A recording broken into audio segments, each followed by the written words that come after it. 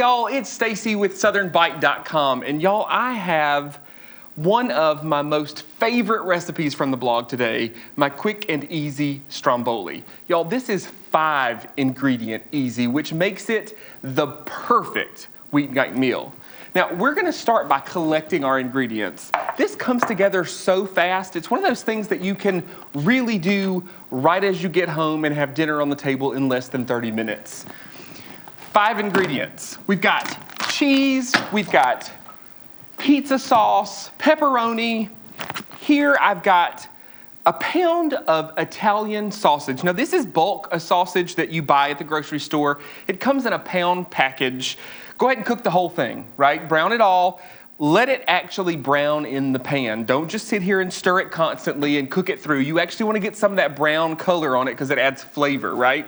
You're only going to use about 1/3 cup of this, but the best part is you can save it and make spaghetti or lasagna or some other type of pasta later in the week. Now, even though I said this is easy, one of the most important things of this is this 11-ounce tube of pizza crust. This is super important that you get the thin crust version. It's what's going to allow this to cook through and be crispy and not be soggy. Thin crust. One more time. Thin crust. All right. Just as important as these 5 ingredients is parchment paper. A lot of people, you don't have parchment paper at home. Buy some parchment paper. I promise it's going to come in so handy. You're about to see why we build this on the parchment. Let's get this tube of pizza crust open. Does anybody ever actually use the spoon to open this like it says on the package? You know, it says you're supposed to press the spoon right there. I just pop it on the counter like that. It might be also the reason that I have trust issues. All right, we're gonna take this and just spread this out right here on top of the parchment paper. Now, leaving this in the refrigerator and keeping it cold will make it a little bit easier to handle. When it comes out and sits at room temperature for a little while, it gets a little thinner, a little softer, and it's gonna be a little bit more difficult to work with. So pull it out last minute to do this. All right, pizza crust, thin crust, I said it again. We're gonna grab a spoon here. Pizza sauce. We're gonna need about 1/3 cup of pizza sauce. Pick your favorite, whatever that might be. I like to choose a sauce that doesn't have a ton of sugar in it because I feel like a lot of times that sugar flavor, the sweetness intensifies when it cooks. So I like to pick one that's low in sugar, but you pick whatever. Now, the cool thing about this recipe also is that it's so easily adaptable to other things. If you go on the blog, you'll find variations for Reuben Stromboli and a chicken bacon ranch Stromboli. So you can start with pretty much any sauce and just build it out from there. As you can see here, what I'm doing is I'm not pushing that sauce all the way to the edge. We're gonna leave about a 1.5 inch clear spot on the edge of this crust so that when we roll it up, we can make it all stick together. We're gonna add our pepperoni to this. You could use turkey pepperoni, you could use thinly sliced salami, you could use ham. It's really just one of those things where you put your favorite stuff in it. One thing that I will caution you against is loading too much stuff in this means it's not gonna cook as quickly, and it also runs the risk of getting a little soggy, especially if you add tons of veggies to it.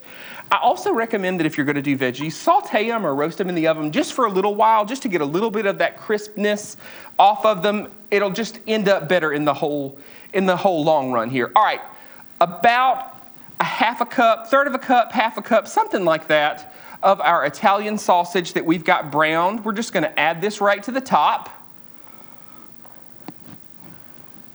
Now, the first thing that I should have done is preheated my oven.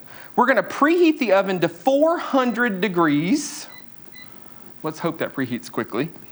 And now we're gonna add our cheese. I like to use a whole milk mozzarella here, but you could use a low fat or even a fat-free cheese.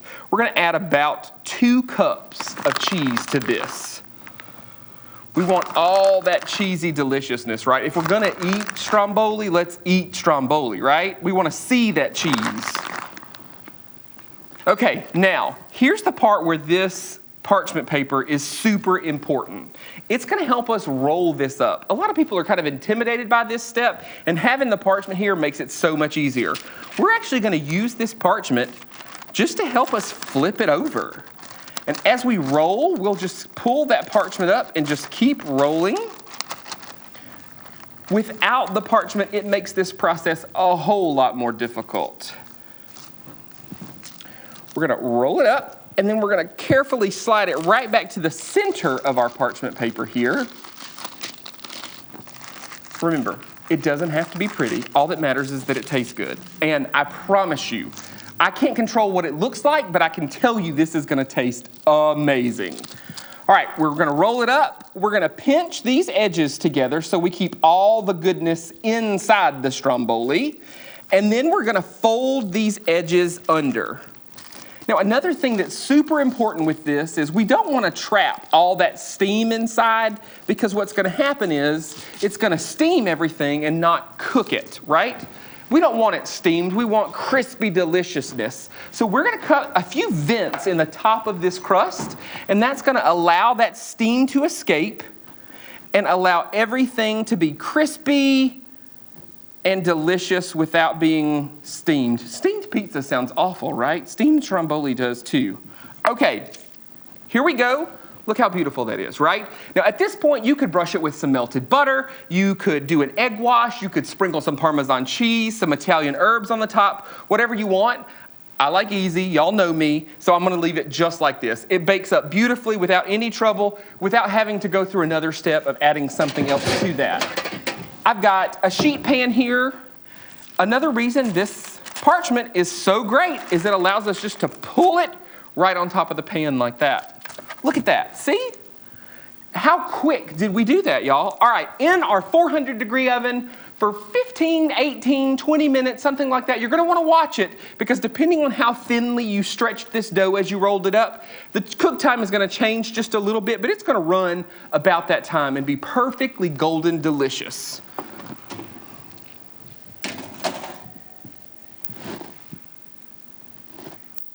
All right, so our Stromboli's been in the oven for about 20 minutes. It's one of those things where you're just gonna have to watch it, but you will know when it's ready. It's gonna be perfectly golden brown, even without having to add all that extra stuff on there. Look at that. I mean, how beautiful is that? And you saw how little work went into it. Your family's not gonna believe how easy this is.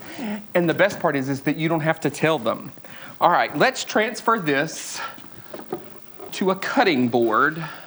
And again, this parchment is gonna make this process even easier. We're just gonna pick it up and slide it right over. Perfect. Let's grab a knife. I'm not sure I can wait any longer. Just look at this.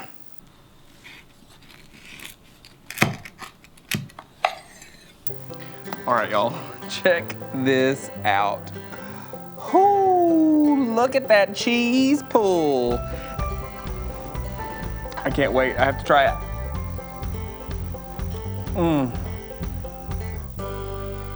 Y'all, it's so good. As my great-grandmother would say, to make your tongue slap your brains out. Y'all enjoy.